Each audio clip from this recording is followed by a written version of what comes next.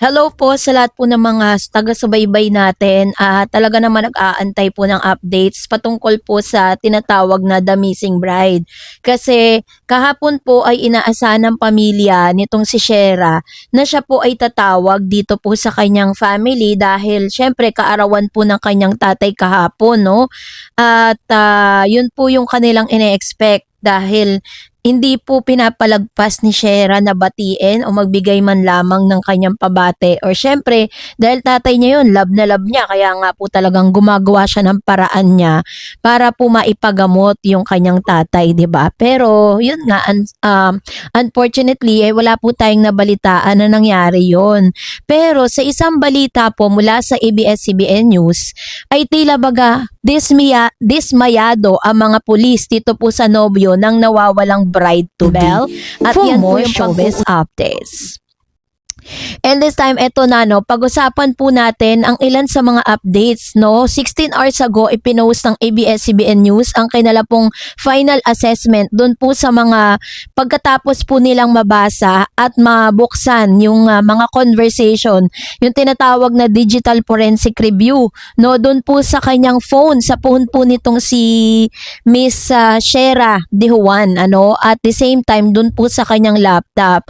And pinakita po dito yung kanilang totoo talagang conversation at medyo na dismaya, no, ito pong mga kapulisan sa mga inconsistency na ipinakita ni RJ dito po sa kanya pong mga sinabi prior to that investigation. So panoorin po natin or pakinggan po natin ang sabay-sabay. Kamal, sir, yun nga, kung nakikinig ka ngayon, hiling lang namin as family, ako personally, if naririnig mo to, bumalik ka na. Yun lang naman yung hiling namin ngayon, yung ngayong Pasko, yung mga sama ka namin, mabuo tayo ulit. 14 na araw na mula nang mawala si Shera De Juan, lalo umanong lumalalim ang pangungulila ng kanyang kasintahan. Masakit para sa kanya at sa pamilya ang posibilidad na magdiwang sila ng Pasko nang di man lang nalalaman kung nasaan na si Shera. Para So, ganun katindi yung kanilang kumbaga parang kalungkutan, no, na nadarama nila ngayon kasi nga 'di ba ina-expect nila na kahit man lang ngayong Pasko ay makauwi na si Shera. Kasi kahit naman talaga sino 'di ba kapag isa sa mga mahal mo sa buhay, wala kang kasiguraduhan kung nasaan po siya, talagang hindi ka makatulog, mas-stress ka, lalo-lalo na yung mga magulang ni Shera, 'di ba? Kung bakit hanggang sa ngayon ay talagang wala pa rin yung kanilang anak, magpapasko nga naman nang hindi nila ito kasama. Panoorin pa natin. masakay sa amin, especially sa mama at papa mo, at sa papa mo din, kasi mag-birthday na siya itong December 25 din. Birthday niya, December 25 pa lang birthday. Siya ang pinagdaraanan ni Mark, ikinadismayan nila na ngayon lang lumalabas ang ilang kritikal na impormasyon. Ayan. Sanang nasabi na ni Mark noon pa. Yan. So, ito na. Medyo critical tong umaga parang nakakadismaya naman talaga, 'di ba? Kasi parang may inconsistency sa mga sinasabi ni RJ. Kabilang dito ang ilang personal na problema gaya ng emotional at financial stress na nauna nang itinanggi ni Mark pero nakumpirma ng mga investigador sa pagsisiyasat nila sa cellphone ni De Juan.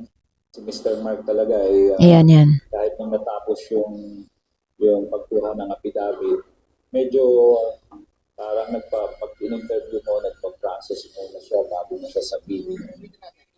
Yun. So parang sinasabi ng police doon sa kanilang investigation, kaya pala 'di ba parang siya naging person of interest itong si RJ. Kasi nga parang nakita nila na bago sumagot daw si RJ, nag-iisip pa siya ng matagal. Kasi 'di ba kung talagang sincere ka sa sinasabi mo, is hindi kumbaga parang dun sa sinasabi ng police nagpa-process, kumbaga pa siya,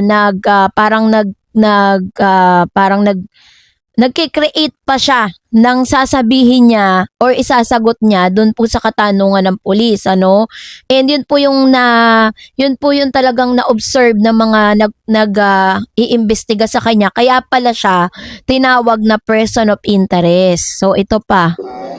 So, sana kung mag-isa pa, mabilis siyang nagre-report or nire-report lahat nangyayari, madali natin makapag-deploy or ma-assess natin yung Tama. situation kung saan Dapat sinabi niya na lang lahat. Saan yung ipapollow up natin, sino yung dapat natin kausapin. Okay. Ibinahagi ng QCPD sa ABS-CBN News ang ilang mensahe ni Mark kay Shera tulad ng October 30 kung Sabi niya dito, sabi ni Mark RJ Reyes, stress out din ako kasi wala akong pera-pera or arep-arep. Kung may pera lang ako, di na ako magpapaalam sa iyo, diretso alis na lang eh. Pero itong convo na to is October 30, 2025. Tapos pati yung word na pera, ginagawa niyang pinagbali-baligtad niya. Parang feeling ko hindi ko alam kung ganyan ba talaga siya mag-chat dito sa kanyang girlfriend or fiancé. Tapos ito pa. Sinabi niya na kung may pera ay makapagbabakasyon sila ni Shera at maibsan ang pinagdaraanan niyang stress. Lumalabas din na nagkaroon ng pagtatalo sa budget sa pagpapakasal. Sinabi naman ni Colonel Silvio na ang mga gamot na search ni Shera sa kanyang online browsing history ay maaring may kaugnayan sa kanyang emotional distress at hindi dahil sa acidity na naunang sinabi ni Mark. Rest assured, Yun. Parang sinasabi kasi dito, 'di ba una binabalita na kaya daw nagse-search ng gamot, halamang gamot itong si Shera dahil sabi para daw sa tatay. Ngayon naman para dun sa acidity. So meron pong inconsistency dun sa mga sinasagot nitong si RJ at pilit niyang idini-deny na wala talaga silang pinag-awayan or wala po silang parang problema ni Shera para po mag-walk away or mag-run away ito pong si Miss Shera or mawala na lang siya ng bigla. So, ito pa sabi pa ng police. na wala po tayong dinadagdag o binabawas dito sa ating pag-iimbestiga. Mhm. Based lang po tayo sa mga evidence on hand at saka yung na-acquire natin na mga testimonies ng mga kaibigan Mm-mm. at malapit sa kanya. Mm-mm. Sige po, tatanggapin na namin na possible po na nagkaroon nga po ng financial stress or emotional stress po yung girlfriend ko, yung fiancé ko. Tatanggapin na lang din po namin yun. Ang gusto lang talaga namin malaman po, sir, kung ano po yung susunod na steps. Kung ano po yung susunod na hakbang po para makita po yung girlfriend ko. Tiniyak naman ni Silvio na pinalalakas ang investigasyon para mahanap si Diwan tulad ng pagde-deploy ng follow-up at intelligence operatives sa mga dumaranas ng mental health problems. Yun. So, parang sinasabi po dito ng in totality dito sa storya na to, no, totoo talaga na meron pong dinaranas na distress at nasistress. Ito pong si Miss Shera. Kasi di ba possible, ito po yung naiisip ko.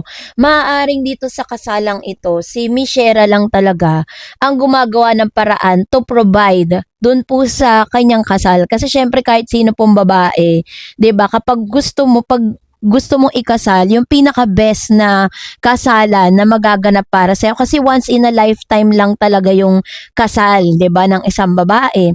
So dahil doon po na parang sabay-sabay yung kanilang gastusin, yung tatay niya. Kasi imposibleng kahit po meron siyang health insurance, meron pa rin gagastusin yan. Meron at meron. Kahit sabihin mo na may mga libreng hospital, meron at meron pa rin ginagastos yan.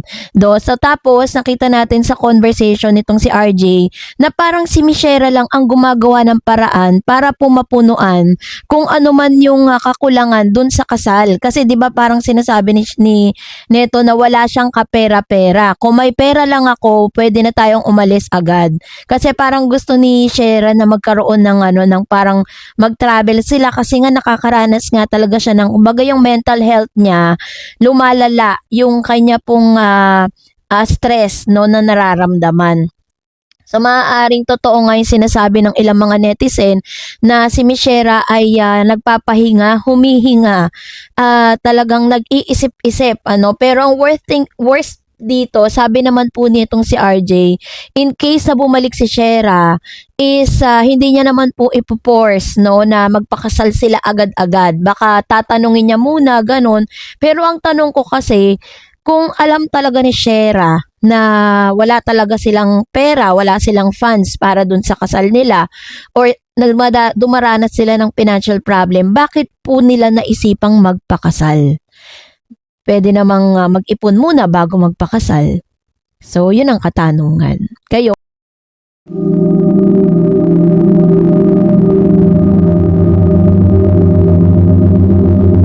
The Missing Bride updates ngayong December 29, 2025 Monday, kung saan hanggang sa ngayon po ay nangangalap pa rin ng ilang mga ebidensya ang kapulisan patungkol po dito. Pero meron pong lumabas na mga impormasyon at natagpuan na daw di umano ito pong si Miss Shera De Juan, the Missing Bride. So yan ang pag-uusapan natin maya-maya. At ngayong araw, ito na pag-usapan natin dahil base po dito sa investigasyon ay ang mga police have formed a special investigation team to urgently track the whereabouts of a bride-to-be who disappeared just 4 days before her scheduled wedding in Quezon City. So dahil po dito sa parang special task force na binuo ng mga kapulisan para dito kay bride-to-be, ang dami po mga netizen ang nag-react kasi parang sabi nila, I hate how the system works at kailangan mag-viral para mabigyan ng pansin. Ang dami-daming ding nawawala, nanakawan, napatay,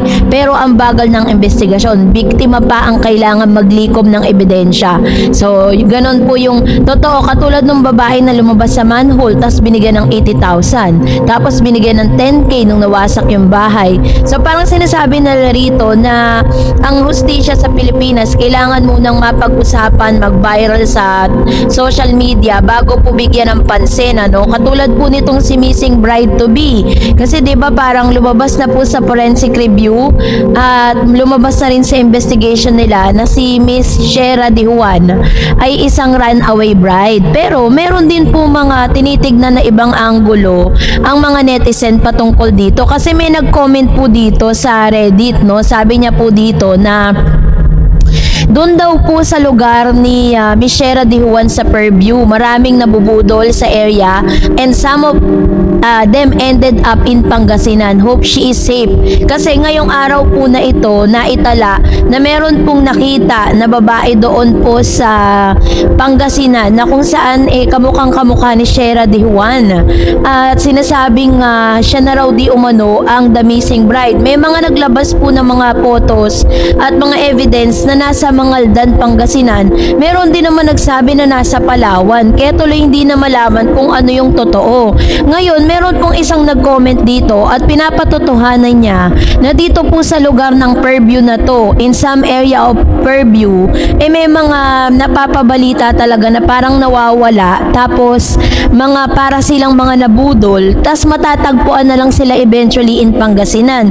If you remember, one of the readings of Mr. J. Costura, nasabi niya doon na si Miss Shera De Juan is somewhere, o nandun po siya somewhere in Pangasinan. Doon po yung pinakahuli niyang sinabi, doon po kay RJ. And na-find out din nila na si RJ ay taga Pangasinan. Sabi po ng isang comment na to, basahin ko lang sa inyo.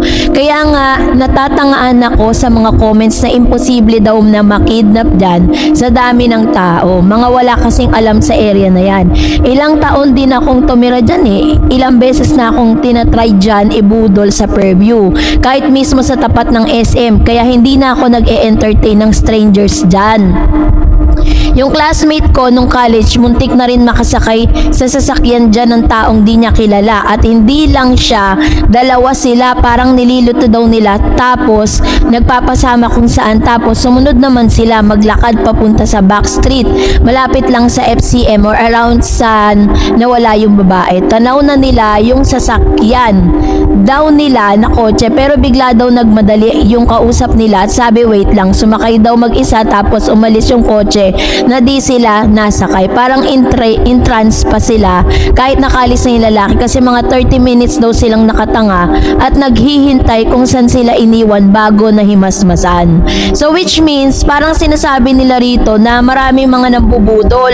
So posible na si Miss Shera De Juan ay nabudol or parang pwedeng ganito rin yung nangyari kasi wala na siyang iniwan na parang iniwan niya yung cellphone niya Kaya tuloy, whatever happened to her, is hindi tuloy ma-check ng mga pulis kung talagang nasaan si Shera ngayon. Dito naman po sa mga investigation po nila, base dun sa kanilang, dun sa cellphone, sa convo, sinasabi nila na may problema si Shera na itinatanggi ng pamilya. So possible din talaga kasi may mga times talaga na may mga nambubudol din no. Kasi kahit ako po mismo na na biktima, pero ang iba naman yung klase ng pambubudol. Parang bibigyan kanila ng libreng sabon, na yan aabutan kanila, sabihin, bibigyan ka ng parang papel na maliit, nakalagay doon that congratulations, you've got a free soap. Yung mga times na ako po ay nag-a-apply ng trabaho dyan sa lugar na yan, no, sa Fairview. Kasi talagang kahit saan ako nakakarating, makahanap lang ng work.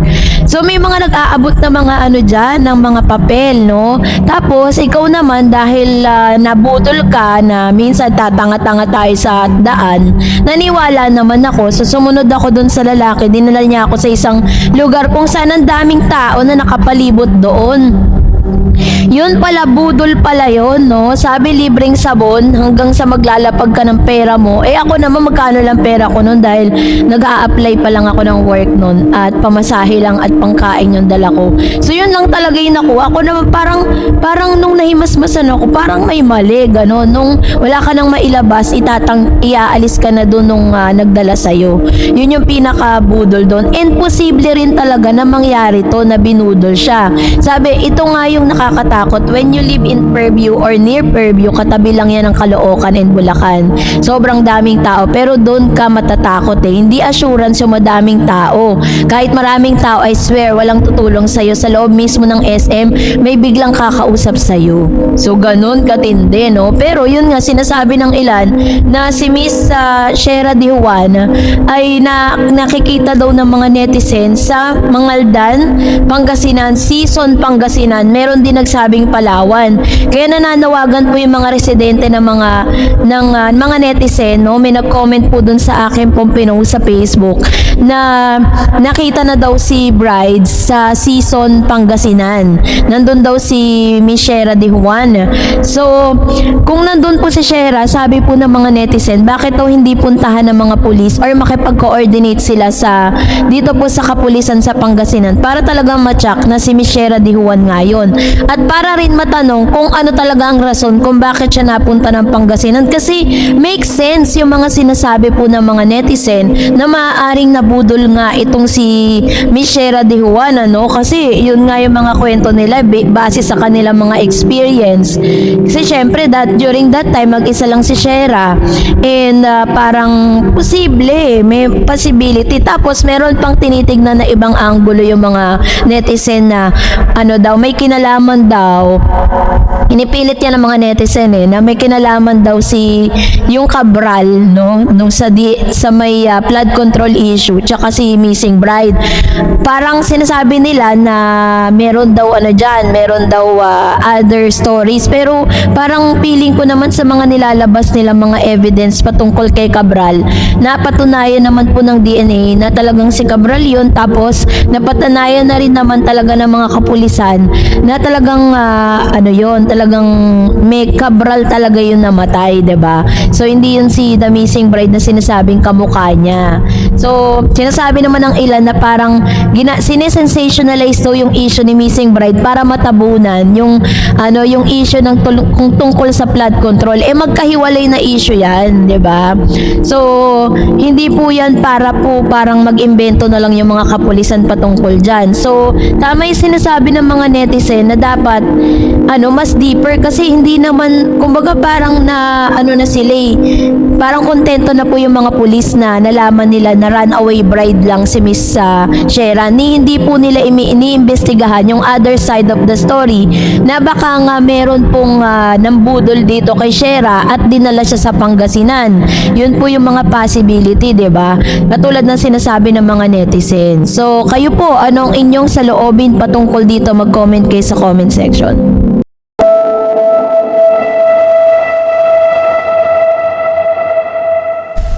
video kung paano natagpuan at sunduin no, ng live itong si Miss Shera De Juan ng ilan sa mga kapulisan ng QCPD abay viral ngayon. So pag-usapan natin yan. But before that, kung saan nawala, subscribe yet, bigla ang missing bride to be, kung saan sinasabi ng ilang mga news na natagpuan na daw ito sa Ilocos region nitong ating dito po sa Pilipinas. No? Ibig sabihin tama po yung mga balita na hindi siya nakaalis ng bansa. Dito lang talaga siya sa Pilipinas. Dito lang talaga siya matatagpuan sa Luzon.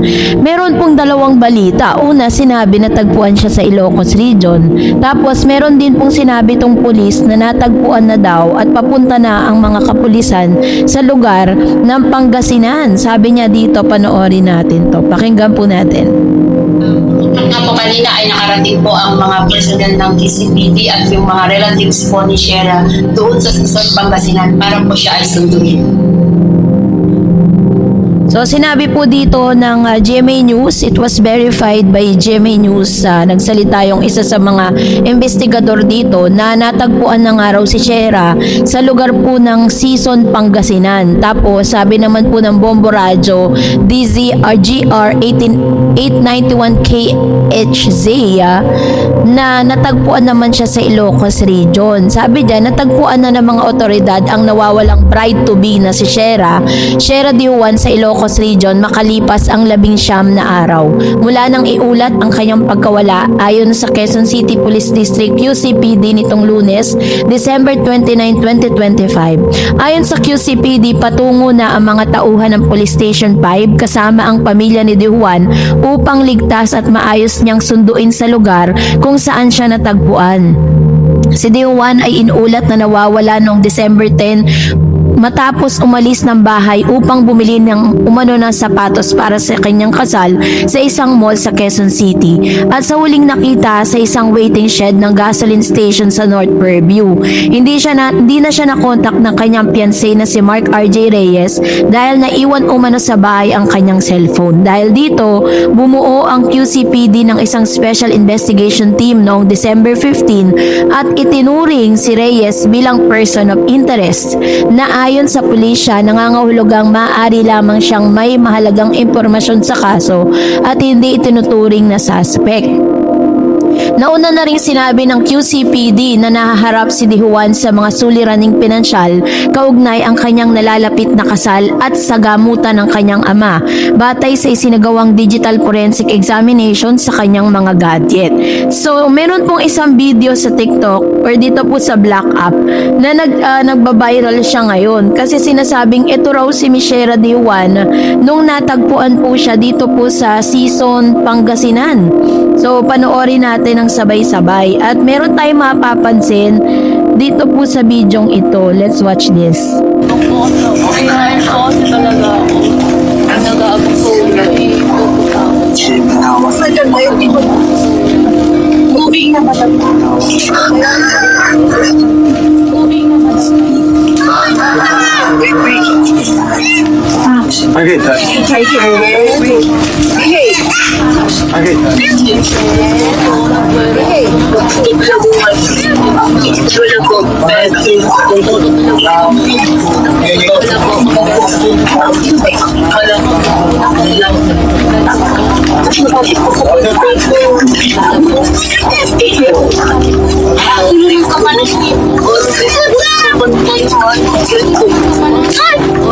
paano mo ma-dependent sa Ininom ba? Sumunod kayo ha, sa importante kay. Sumunod kayo ha, sa importante kay.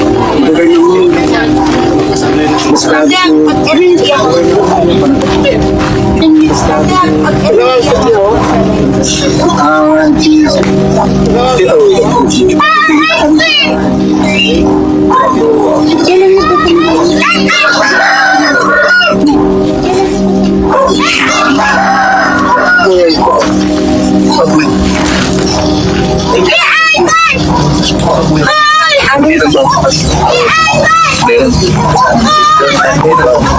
Hindi lang mo lang dito. Hindi lang mo lang dito.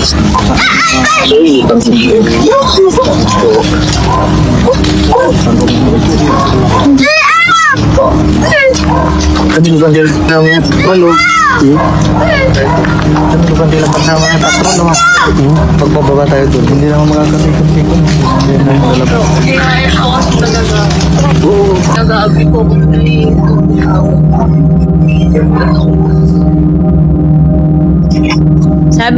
Sabi po nung babae dito na hinihina lang si Shera De Juan kasi nung pinost po ito sa TikTok account or TikTok page, sinasabi po ng ilan doon na parang hindi sila naniniwala na siya si Shera De Juan dahil parang doon sa mga pictures is medyo may mataba ng konti. Ito kasi payat na. Pero kung i-analyze po natin, for 19 days po siyang nawawala, talagang medyo lalaglag yung katawan niya kung sakasakaling meron nga talaga siyang pinoproblema. At the same time, sabi ng babae, pagkakaunawa ko lang na nag-aabang daw siya ng may tutulong sa kanya.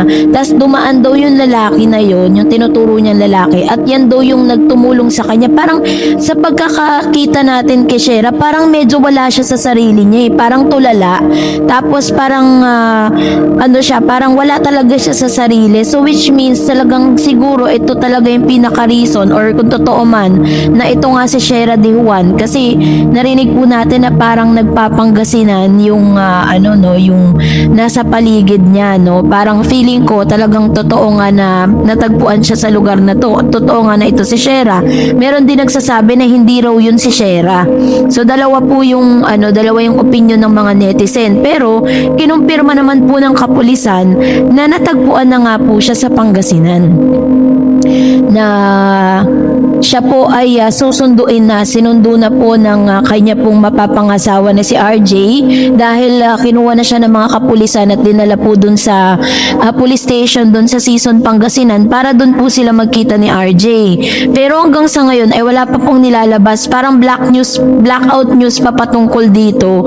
Maliban dito po sa sinabi po nung pulis na nung in-interview po siya ng 24 oras, makikita natin sa video na medyo payat na siya. At ikukumpara po natin yung sapatos na dala-dala ni Miss Shera De Juan doon po sa sapatos niya sa CCTV camera nung siya po ay nawala. So tingnan natin at para po ma-check natin na talagang hindi naman pala nakita yung kanyang shoes na suot nung siya po. Pero yun nga, marami nagtuturo na nandoon na nga daw po si Shera De Juan. At base po sa mga po nila ebidensyang inilabas ay feeling natin parang yun nga wala sa sarili si Shera at parang meron talaga siyang dinadala, no. Tapos sabi niya dito sa kwento niya na nadaanan lang siya nung isang lalaking yun na yun ang tumulong sa kanya dahil nga mahiyain daw talaga si Shera. Sobrang mahiyain si Shera para po talagang makipag-usap sa iba, magtanong sa iba, pero wala pa pong direktang statement si Miss Shera De Juan kung bakit siya napunta po sa Pangasinan. Baka nga tama talaga yung sinasabi ng mga netizen na si Shera po ay parang na-hypnotize. Kasi marami po talagang budol dyan sa Fairview, no, kung saan siya po ay huling pumunta. So abangan natin ang mga news na ilalabas po ng TV Patrol at the same time ng GMA News patungkol sa balitang ito. Abang-abang lang po tayo. So that's it for today.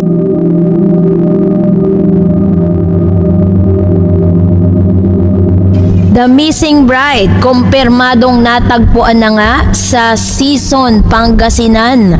Abay, kalagayan netong si Miss Shera De Juan. Abay, may kakaiba pong nakikita dito kay Shera, no?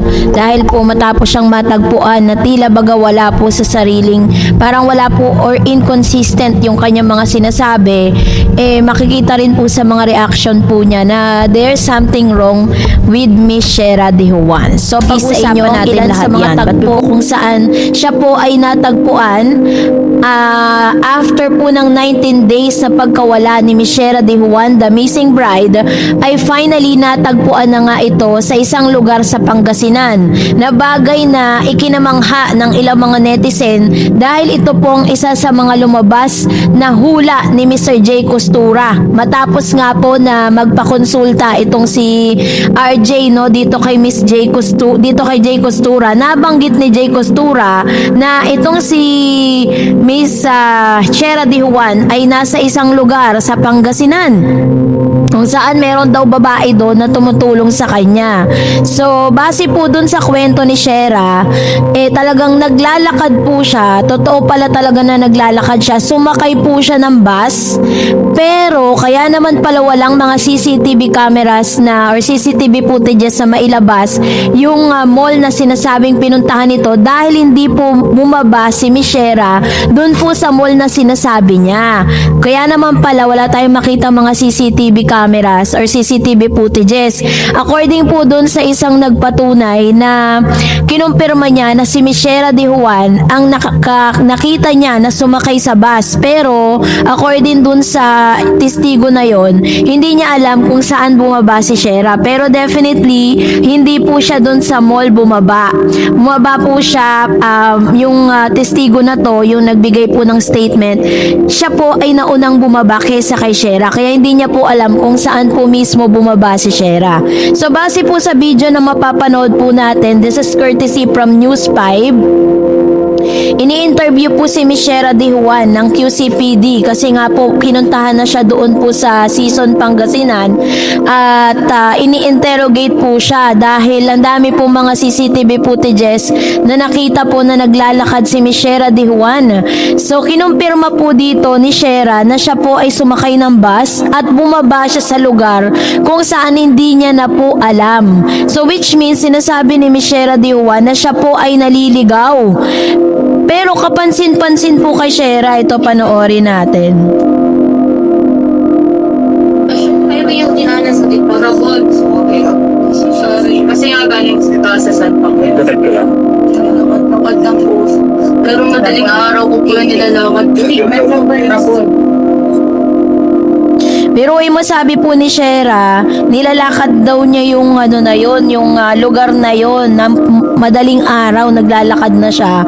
Tapos sabi niya rin po doon po sa kanyang interview na mahiyain si Shera kaya naliligaw na siya pero nahihiya pa rin siyang magtanong kung nasan siya. Pero base doon sa isang interview na inilabas din ng News 5, sinabi niya dito na naghahanap siya ng bus na kung saan makikita niya yung salitang Cubao. Parang yun yung kanyang palatandaan para makabalik siya kung saan siya nanggaling. Pero sinusundan niya raw yung mga bus na yun. Maaaring wala siyang pambayad sa bus kaya hindi siya sumasakay. Yun po yung sinasabi niya dito. Pero napapansin din ng mga netizen at ng kapulisan na meron daw di umanong inconsistency dun po sa mga kwento ni Miss Shera.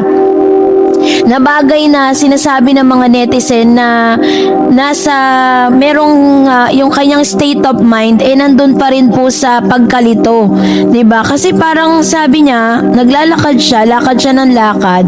Nung sumakay siya ng bus at pagbaba niya, lakad lang siya ng lakad at hindi niya namamalayan na siya pala ay naliligaw na or nawawala na.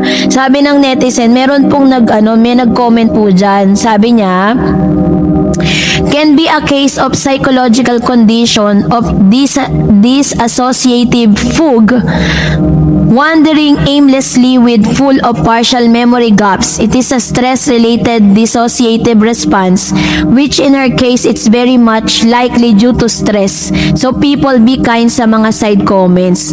So, sabi dito, meron daw pong isang psychological condition na napapansin dito kay Miss Shera De Juan. Kaya po talagang parang doon po sa kanyang sa pagkakakita sa kanya at sa mga reactions niya kung paano niya i-deliver yung kanyang narrative kung ba't siya napunta doon po sa San Fabian hanggang sa nakarating siya ng Season Pangasinan, parang ano po yun, parang lutang pa, no, si Miss Shera. So, ibig sabihin, tama po talaga yung lumabas dun sa digital forensic review or forensic examination ng kanyang mga phones, ng kanyang gadgets na dumaranas nga talaga ng patinding stress, no, through financial stress, and of course sa kanyang hindi natin alam kung pati sa relationship niya sa kanyang boyfriend or din sa kanyang fiancé ay isa rin sa mga nag-trigger para talagang ma-stress itong si Miss Shera de Juan. So, may nagtatanong din, sa San Fabian siya nahanap, may kamag-anak ba siya doon or kakilala? Bakit di ni-report ng mga malapit sa kanya? Base po sa mga polis, ay hindi po related si Miss Shera de Juan doon po sa mga kumupkop sa kanya. Ito pong nag-save kay Miss Shera is parang nadaanan po siya sa doon sa highway, dinadaanan ng mga sasakyan. Papunta yung highway na yun kung saan talagang marami mga sasakyan dumadaan. Nadaanan po siya nung lalaki na ito na siya po ay naglalakad at namukaan po siya. Kaya sinabi sa kanya na parang siya yung missing bride na sinasabi. And then, after po nun, in-entertain siya nung lalaki, ganon. Tapos, nung nag-save sa kanya, sinakay po siya doon po sa sasakyan na yun. Tsaka po siya dinala doon sa bahay nitong nag-save sa kanya. And then, gumamit po sila ng gadget or Viber para po makontak niya si RJ at ang pamilya nito. Doon na po sila nagkaroon ng means of communication that is really based doon po sa mga news na inilabas or interview na inilabas dito kay Shera de Juan. Pero mapapansin pa rin talaga na may pinagdadaanan talaga si Shera doon sa kanyang psychological condition na parang medyo medyo lito, medyo lutang, ganun po yung kanyang ganun yung kanyang state of mind that time. Kaya talagang hindi maiiwasan talaga na kapag siya po ay nakalayo, kapag po siya ay sobrang stress, maaring yung state of condition ng kanyang mind is too much stress na siya, since sinabi naman po ng maid of honor na talagang ganito po si Miss Shera na once na po siya ay sobrang nasistress at sobrang dami ng problemang dinadala niya, ang nagiging outlet niya is pagtakas, pag-alis, no, nang walang nakakaalam. Pero eventually bumabalik naman siya. Dito nga lang, ang naganap dito is sumakay siya ng bus, pagsakay niya, hindi niya na alam kung nasan siya. So tama nga yung sinasabi ng mga netizen na maaaring meron siyang tinatawag na psychological condition na kailangan matreat bago po siya ikasal. So yun po yung kanyang kwento. Ngayon ay base po sa balita ng News 5 and TV Patrol ay sinundo na po siya ng kanyang pamilya. Iuwi na po siya ng Manila from Pangasinan to Manila. So, asahan po natin ang iba pang mga updates at yung totoong kwento nitong si Miss Shera, kasi sa ngayon medyo lutang pa siya kaya hindi pa siya pang makapagbigay ng konkreto at kumpletong kwento patungkol dyan. So, kayo po, anong nyo sa loobin patungkol dito? Mag-comment kayo sa comment section. That's it for today. For more videos and updates, please don't forget to like and subscribe, and please don't forget to follow my Facebook page, Dar Eds TV and Darage channel. God bless everyone.